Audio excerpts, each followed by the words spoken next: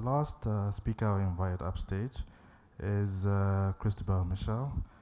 Christabel is a seasoned business executive with over 25 years of experience in insurance, finance, and audit. She is a chartered accountant and a chartered insurer. She's a fellow in insurance. She's a fellow of the Insurance Institute of Zambia, the Zambia Institute of Chartered Accountants, and a fellow of the Institute of Directors, and a certified corporate governance trainer. She had led several high-profile executive and non-executive roles in the public and private sector, locally and internationally, including Managing Director at Zest Life PLC, Board Chairperson of ZEPRI, a COMESA entity, Board Chairperson of National Road Fund Agency, a board member of Kenya Re Zambia, and many others. Christabel was instrumental in establishing the Secretariat of the Insurers Association of Zambia and served as its first executive director, later becoming its president. She currently the CEO of Best Life Limited and a board chairperson of NAPSA Hospitality Investments Limited. Christabel, please join me.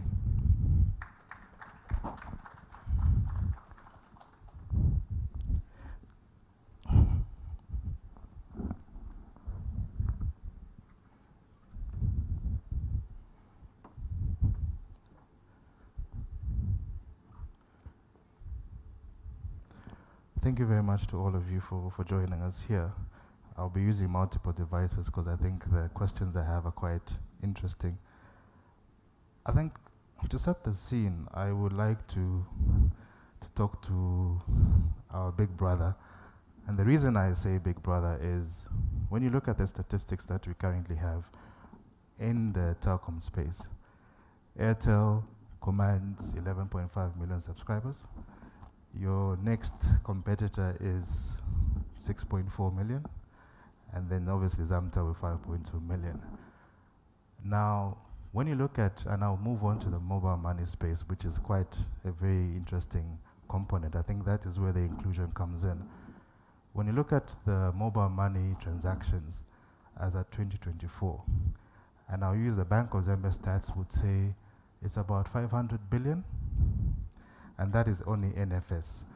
But when you look at it as a holistic, or when you look at on-platform within wallet transactions, we're talking about over 1.5 trillion. And when you extrapolate that in dollar terms, the transactions that are going through the mobile money is anything from 21 billion to $60 billion. Now, given that set, maybe from an inclusive perspective, just in under a minute, how do you think Airtel is playing its role in inclusive insurance, given the statistics and the captive market that we have? Thank you. Good morning, everybody. Habari ya Kenya wenzangu. Thank you for the question. I think as what you've done as a business is really to drive distribution. So what you see with the banks is that banks are in very limited places. So you have an ATM or you have a bank branch in very few places across the country. But what mobile money has done is drive that distribution into the rural markets. Get agents in every single place that you have in the country. As long as there is a tower, as long as there is network, what we have done is enabled financial inclusion by putting in agents, making sure that they have enough cash and float to be able to service the customers. So that when you send money to anybody in the country and they need that service, they are able to go to any of these places, walk out of your home, see an agent, go in, cash out, and be able to do your next transaction, which at the end of the day is really driving financial inclusion. What you have included also in part of our portfolio is almost anything you would think of, you can pay. I was just looking at Madison and saying, last week I paid for my insurance just for sitting in my office. And within a few minutes, I had the disc. All I needed to do was print it and put it on my car. That's how effective mobile money has become. So you don't have to go anywhere. You don't have to look for an agent. You don't have to look for a bank. You can transact wherever it is. You are assured that your money is also safe as long as it is in your wallet. Keep your PIN safe. That is what we have built. We have built an ecosystem which works. And works 24 hours a day, every day. Okay. Thank you for that. I will now get on to a leading question. So you've got the infrastructure, you've got the technology. And how are you able to use that infrastructure and technology to develop affordable products for the youth, the low-income areas, as well as the population? Because you told us you've got the reach, but how are we able to use your infrastructure and use the data that you have to create these products? Okay, so first of all, today in Zambia, at least for instance, if I'm a customer and I want to pay for anything, I want to pay for a merchant service, I want to pay for insurance, for instance, it's completely free, which means I'll walk into an agent at no cost, give him my 100 kwacha, he loads it into my wallet, I will transact at zero cost. Now, how we have done that is, of course, we have cost to manage. We have that agent that we need to pay, but we do collect some money from the merchant. So in this case, if it's an insurance company, it will give us some bit of funding. That funding is what we enable all those transactions for us to be able to do at zero cost to the customer. And because we have so many transactions, as you said, I mean, the transactions are huge. So those figures are not very far from what you're saying. It's about the count of transactions and the value that is coming in. We're able to make money because of those many transactions and that value of the transactions, which means I don't need a 10%, I don't need a 1%. I can work with a 0.1% of the transaction value and still make money out of it. That's how we have been able to make these products very cheap for all our customers. Okay. Thank you very much, Andrew. I think I will move on to Christabel. And I want to leverage off the base that we already have. And when you look at the growth of the mobile money penetration, I think the growth has been quite phenomenal. And one would say it's because there's been convenience. You're able to transact and do these transactions in the comfort of your own home, and everything is everywhere. But when you look at insurance is not even crawling. I think it's just waking up. When you look at the way mobile money has moved up. Now, if we are not awake as insurers, or maybe we are awake, but maybe Christabel, I would like just to get your sense in terms of how or what innovative approaches we can use to try and catalyze insurance to move to the same level that mobile money is moving, given that the issue is not the money is there. If we're talking about $60 billion moving within our local mobile money transactions, so the money is there. So what products can we or how can we stimulate the growth of insurance using the insurance products that will appeal to the masses and that will be convenient for them? Maybe you can just give us your thoughts on that. It's very interesting. It's a very interesting question. So insurance has lagged behind for several reasons. You look at the perception of insurance, first of all. So the uptake is quite low, we heard. So the perception of insurance, usually it looked as not a necessity.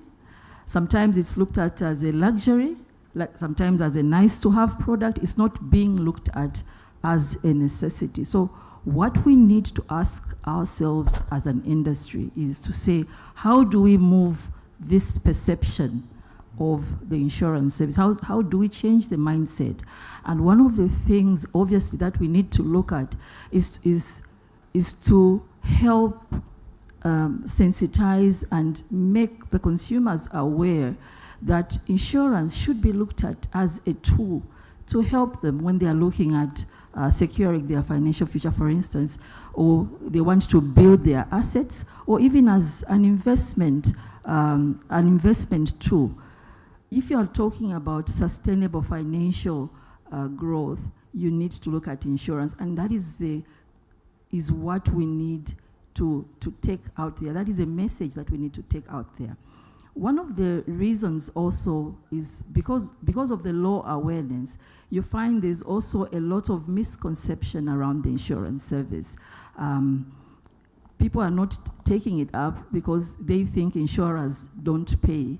Insurers just want to take your money. So we need to make sure that the awareness is taken out. The awareness is at the forefront. Even the FinScope survey that was done in 2020 brought the lack of awareness out as one of the key reasons why people are not taking insurance. And where the survey also showed that where the awareness is there, uptake increases by 20%. So what we need to do is to make sure that we make this the product accessible, and also provide it in a way that makes answers to the challenges that people have. Maybe let me you talked about innovation. The issue of embedding the insurance service in the products that people are consuming on the daily basis.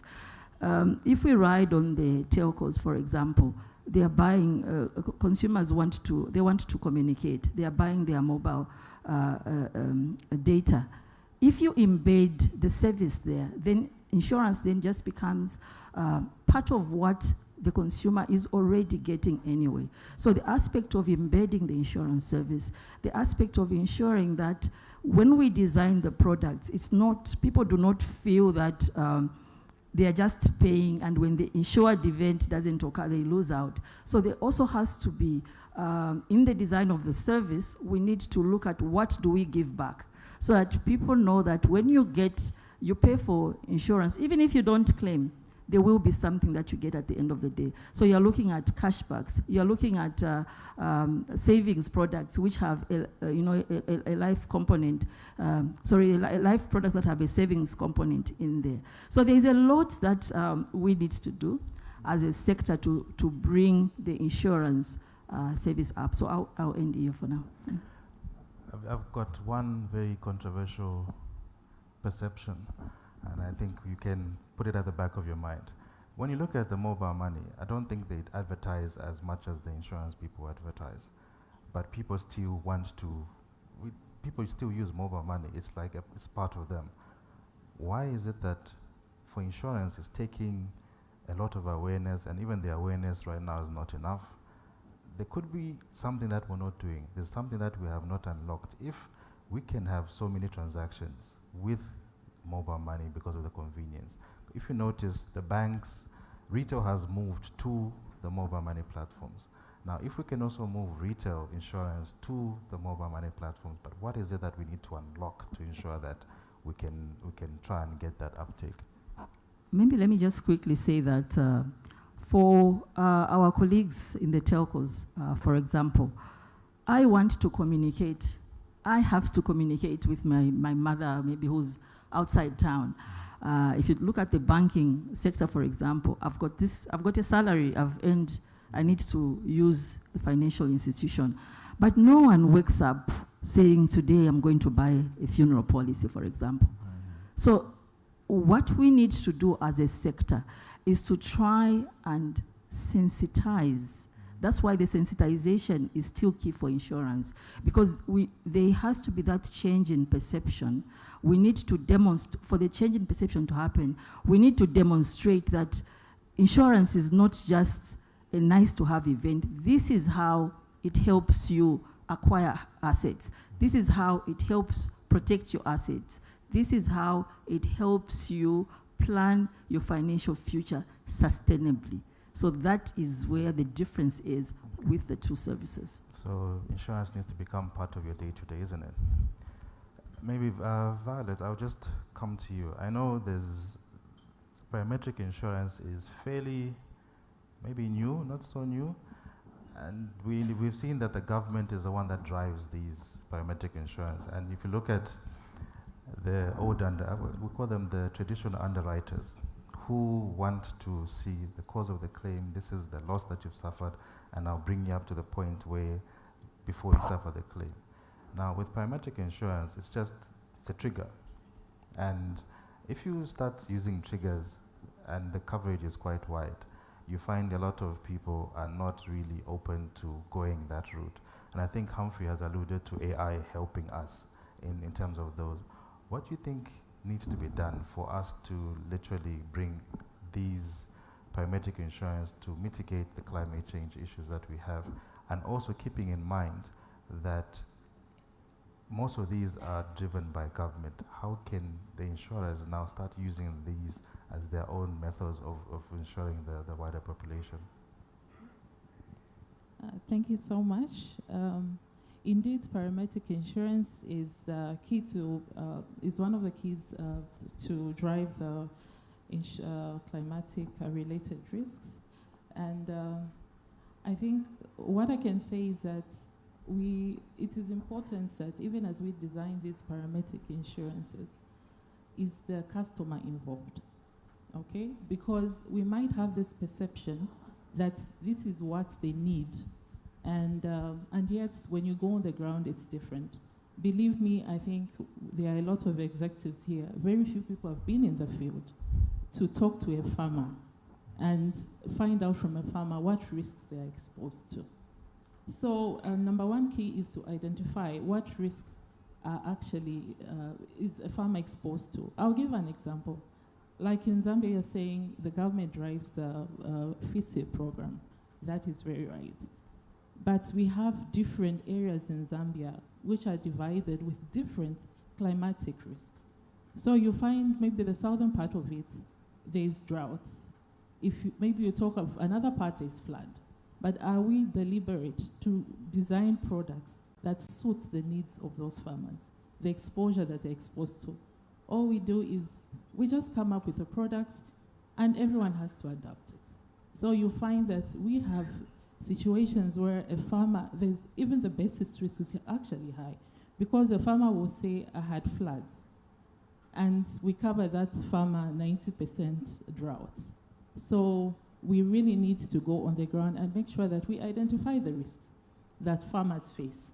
When we identify the risks, then we co-design with the farmer. After designing the product, let's go back, ask the farmer, if we had to give you this product and this is how it works, are you able then to afford this premium? Because even affordability is also a key.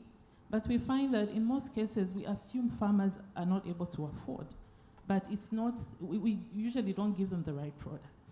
So once we go there and say, are you able to afford this product for this much? Then they'll be able to tell you that, yes, we will be. I'll give you an example. We had a partner for an MFI. So, you know, MFIs, the first interest is them returning the money or the loan that the farmer got. So there were a lot of issues around there until when I went on the ground and told the farmer and said, you know, that you are insured against this loan, which you got from the MFI. But we have a product that covers with this sum insured. And they were so shocked. They were like, no, we are able to afford. So like Christabel has alluded to, consumer education is key, even as we design these products. Thank you. I think you've now touched on a very key issue. I think that's a partner that takes up the balance sheet. And again, pricing these products can be very tricky. On one end, my actuaries are telling me this is what I need to see. Your reserves needs to move in this way. And the shareholder is saying, you want to go into the climate change, I want a return on my investment, because you always continuously go to the shareholder to ask for money because your reserves are growing. Now, and this is where I think we bring in the reinsurers. What, in your opinion, I think Christopher also wants your opinion, how do reinsurers play in this game? Because again, as an insurance business, you don't want to put your balance sheet on the line for parametric insurance because you're not sure of how the risk is going to be. It can go left, it can go right. But most people want you to kind of ascertain the level of risk that you're taking. How do you think the reinsurers can play in this space for us as an emerging inclusive insurance? Yeah, I think there's a lot that reinsurers need to do, obviously, to support the development of microinsurance across the markets in Africa. If you look at, I think we heard the statistics earlier, over 80% are employed in the informal sector. So meaning predominantly we are in a microinsurance market, and so we need to develop microinsurance if we are going to talk about meaningful growth in the uptake of insurance. And so any insurer that wants to go into this space has to go in cautiously because the makeup of the informal sector is different. Okay, you are looking at the difference in terms of when they get their income. So the way we design conventional products where you're expecting, income to be paid, maybe if it's at the end of the month or once a year or whatever, that is not the case in the microinsurance space. It's totally different. And so insurers are getting into this space cautiously. And for you to get in there cautiously, you need the reinsurers to be able to give you that support, right? You need the reinsurers when it comes to, of course, working with the actuaries. They need to help you in terms of the design of the product as well in some cases, because they have an advantage in that they are seeing, because most of the reinsurers are playing on the continent. So they have an advantage in terms of what is happening in the different markets. And so they can provide that support in terms of development of some of these products as well. And so we need reinsurers to be able to help us with that capacity, balance sheet-wise, when you are getting into this space. And then, as we are all learning, once you get comfortable with whatever product that has been rolled out, then you could then now start changing the dynamics. But in the development of microinsurance, we need the reinsurers to really be a partner for the development and growth of microinsurance in the continent. Okay. Yeah. Violet, your take on this in just under a minute. Well, I can say that it's really important to have the backing of the reinsurance, because I think in most instances you find that the claims that are usually triggered depending on when whatever, like I can give an example of the drought that happened a few years ago. We were really hit as the insurance industry, and you find most of them didn't really even have, didn't even reinsure the risk that they got. I can give an example. Even just the 2% of what somebody. First, I need to explain this. Like Holla belongs to a consortium of about 7 reinsurance companies. So what we do is that we share the risk which the primary underwriters get from the government. So what we do is that before we reinsure outside, we retain some of the risk as the insurers. And I must say that we do underestimate the risks that we're exposed to, because from that consortium, maybe 2% of the entire risk, we were really hit, like it was over 20 million claims.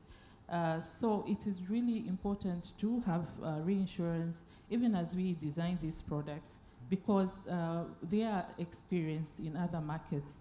And while we take this reinsurance, while we take up this reinsurance, it is key for even the stakeholders to really give us the support, because what usually happens is that the stakeholders are not really keen in taking up these reinsurance, the crop insurance products or inclusive insurance, because they know that the exposure is actually huge. Okay. Now, Andrew, I haven't left you out of the conversation. When you look at, I think, the convergence of bank, telco, and insurance, we've heard you seem to be moving miles away. How do you see the collaboration coming through, especially because you've got the masses, you've got the technology, you do have, I think we would like to write off what infrastructure that you have. How do you see the collaboration with the insurance business to drive insurance uptick? Because every transaction that will come through, you know where the money is coming through, whether it's in Kalomo, whether it's in Chelenge, whether it's in Nakonde, you know exactly where these transactions are happening. Now, to boost the insurance uptake, how do you see the telco playing a role in ensuring that we can have this convergence of the three coming together? Okay, so I'll give you an example. I mean, if you look at Zambia and most of our markets, agriculture is the biggest provider of employment for everybody, right? I think we need to tap into this in a big way. If you look at all the apps that are there, how do apps make money? Apps make money out of a subscription service, and people pay. If I look at mobile money and what people are paying using our MasterCard, for instance, I can see a lot of people are paying for Apple services, Google services. So people have the money and they want to pay, but they want to pay for a service which they can see on a daily basis, right? So if I was you in the insurance industry, what would I do? I would create an app, I would create a platform for farmers and say, this app or this platform is for you farmers to get a lot of advice. I would have doctors in there, I would have buyers in there, I would have people who are selling produce, seeds and stuff like that. And what would these people do? They subscribe to this service, and on every day they know that if I need to sell this product, I can go into your platform and I'll be able to sell. It is part of my add-on. It's an add-on for the insurance that I pay. I am insured, yes, but this is an add-on service that you're giving me, and you're giving me much more than just taking my money and sleeping on it, right? That's what we need to build, products like that people can see additional value, so that it's not just the money I paid 1 year ago which has completely disappeared. Give me some value out of that. That will drive insurance in our countries. Thank you. I think probably just your closing remarks, Christopher and Violet. So the people who are leading the train have told you the money is there, they can see the transactions, but you need to create a product that someone can feel and see the importance of. So how do you see that? I know we have these traditional products, and again, I will tell you this 12-month policy year, I don't know if it works for everybody, because they will forget that they had insurance at the beginning of the year. So how do you see this changing the narrative going forward in terms of leveraging off the technology that the telcos have? Yeah, and I think we really have to step up as a sector, because clearly we're still lagging behind in so many fronts. So if you look at just globally, 35% of insurance now is being sold through banks. Telcos are also coming in a big way. And so we really have to rise to the challenge as a sector and make sure that we design the products that we are offering in such a way that people feel like they are taking something out.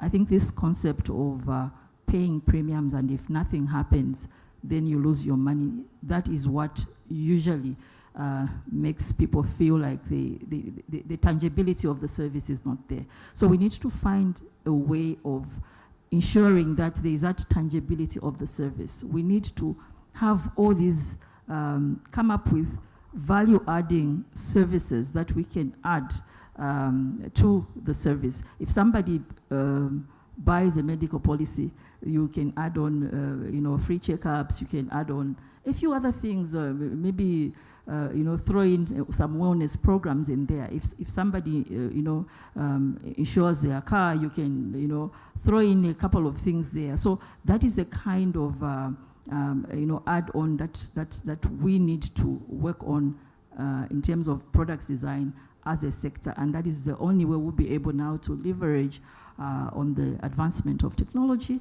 and which should make it very easy for us to do now with the wide distribution of mobile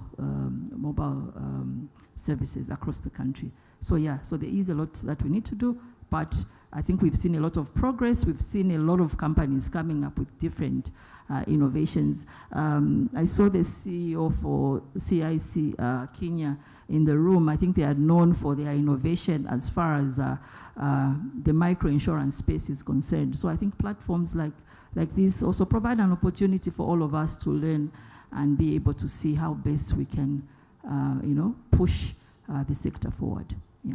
Violet? Thank you so much. For me, I think what I would like to just emphasize is that the other key area where we can actually add add-ons is with agro-dealers. While they are selling those products, the fertilizers, the seed, we can bundle in some insurance there. And you find most of the farmers, they'll complain that the seed never works or didn't germinate well. So as insurance can come in and say that if the seed does not germinate in this period, then you can still come back and get a bag of maize. You embed the insurance there. And I think what is really key is also in terms of claims payment. I think that's really key in terms of the technology, because you find that previously farmers never even used to know that they were insured. But with the advancement of technology, at least farmers are able to get their claims, the payouts, through their mobile phones. So we have worked with MTN and Airtel and other MNOs in in paying out claims on the FISIP, and we have seen that there's a lot of feedback. The clients would call and say, "What is this money for?" And we explain that it's insurance. So like that, we have more people insuring and really making use of the mobile network. Thank you. No, thank you very much to my panelists. I think in closing, we all know, I think the big brother, the one who's leading the train, has told us, convenience, let us create products that people can feel on a day-to-day basis.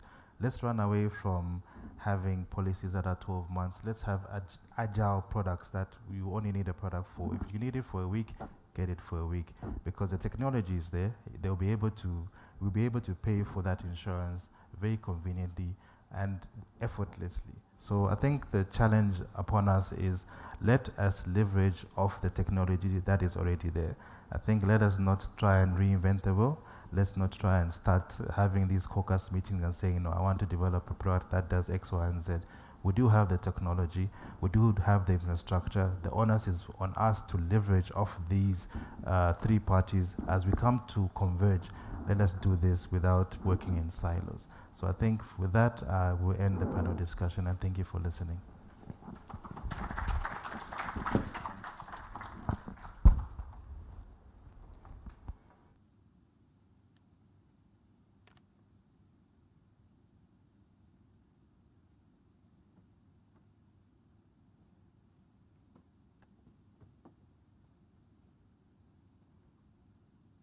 Please don't be in a hurry to disembark from the stage. May I just invite you back? We would like to appreciate indeed your participation in this panel. So please just... The board chair for Zambia, please come and do the honors, sir.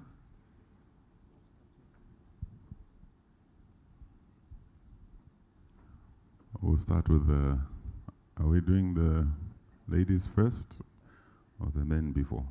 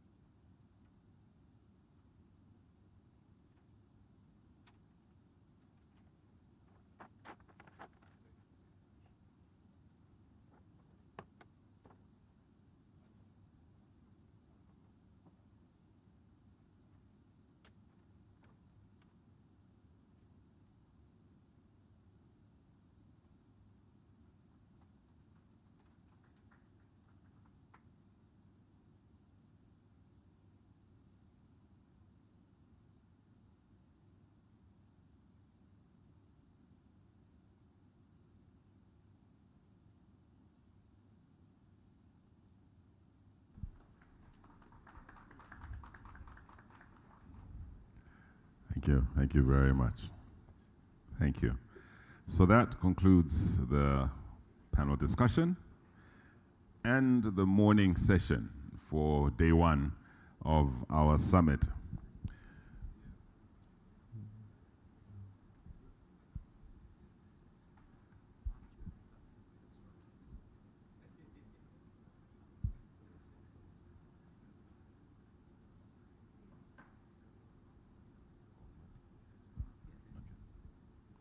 So before we break for lunch, and maybe let me make this announcement. So lunch will be served in the restaurant on the other side of the hotel. So walk through the lobby, through those doors by the entrance, and straight through the lobby, and the restaurant, we will be ushered to where it is. We will be given coupons as we proceed for lunch.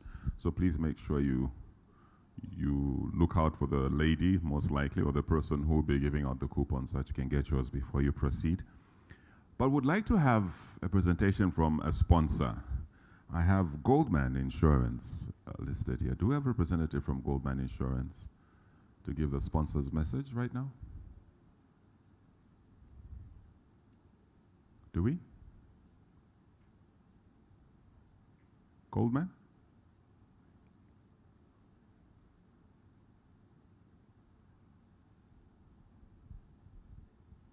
All right, let's put our hands together for Goldman Insurance Limited. Give us a message from our sponsors. Good afternoon, everyone. On behalf of management, and indeed on behalf of myself, I just want to say thank you so much to Kenyari for allowing Goldman Insurance to be part of the sponsors of the second edition of the CEO Summit that is being hosted here in Zambia. So we are glad to be part of the sponsors, and we hope we shall enjoy and, of course, take whatever we need to benefit from this seminar, and look forward to see how we can collaborate and support even in other future seminars of this kind. Thank you so much, and all the best. Thank you, Goldman. Now, as we get ready to go for lunch, I know many of us, or some of us, have been looking forward to asking questions after some of the presentations and after the panel discussion. We would like to inform you that, taking advantage of technology, we will be accepting questions on the, now the pronunciation of this one, the jury is still out. Is it Slido or Slido? Slido, I think many people call it Slido. It's S-L-I-D-O. That's an app that you will find on your platforms, on your phones. So if you download that app, it will ask for a code. So I'm about to give the code now. If you need to write it down, please get ready to do so. So the code that you will enter is, are you ready to take it down? 2776 096. So 2776 096.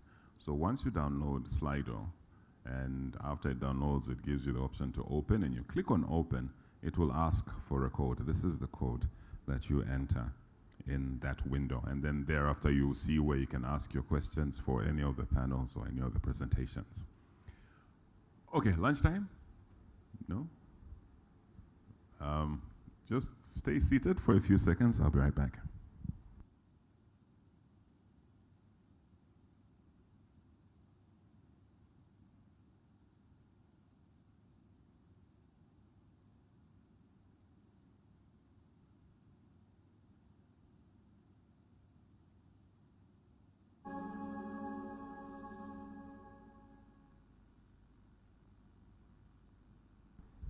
Okay, so like I say, taking advantage of technology, you don't have to download the app. You can scan the QR code that is on the screen right now. And I believe you can do that from anywhere in the room. Just get your camera, scan that QR code, and then you'll be able to access Slido. And like I said, ask questions, make contributions on that, and those will then be read and will be fed into whatever discussion is happening at the time. So the coupons for lunch will be distributed at all the exits as we walk out. So please do not leave this room or the exit without getting your coupon. Let's proceed, and we will see you after lunch. It's 13:06 now, so I believe if we say an hour, let's see if we can do it in an hour. 14:10? Yes, 14:10 is the target. It will depend on how quickly we move, how efficiently we proceed to the lunch serving area. So get your coupons, proceed there immediately, and then see you at 14 hours. Hello anga yamo aizini ngachite ndale so yambana nawe diba.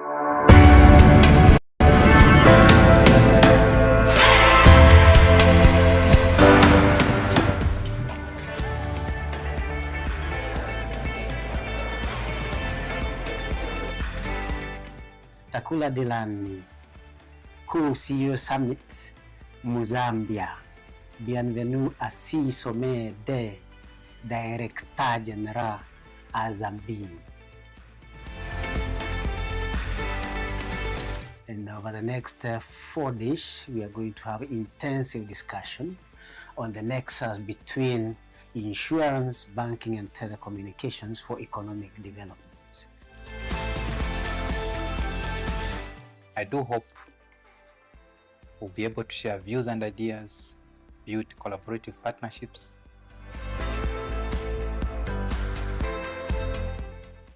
I'm here to celebrate this auspicious occasion, the CEO Summit, which brings together minds of from different regions, especially on insurance, reinsurance, and risk management.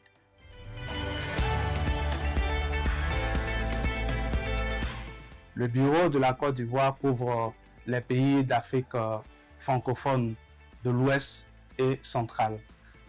Je suis très heureux de participer à cette deuxième édition du CEO Summit qui se tient du 18 au 21 novembre 2025 à Lusaka, en Zambie. Et aujourd'hui, je prends la parole pour dire merci à nos partenaires, plus particulièrement à notre sponsor AFG, le groupe AFG. Dire merci à United Capital, dire merci au réassureur gabonais SCGR, dire merci à la SONAS de la RDC, également dire merci à la société béninoise Nobila. Merci beaucoup.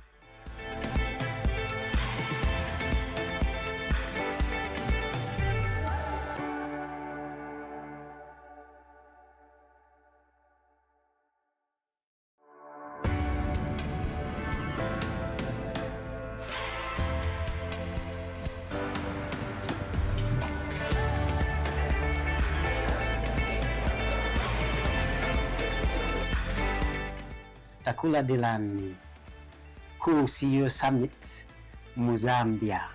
Bienvenue à 6 sommets de Directeur Général à Zambie. And over the next 4 days, we are going to have intensive discussion on the nexus between insurance, banking, and telecommunications for economic development. I do hope we'll be able to share views and ideas, build collaborative partnerships.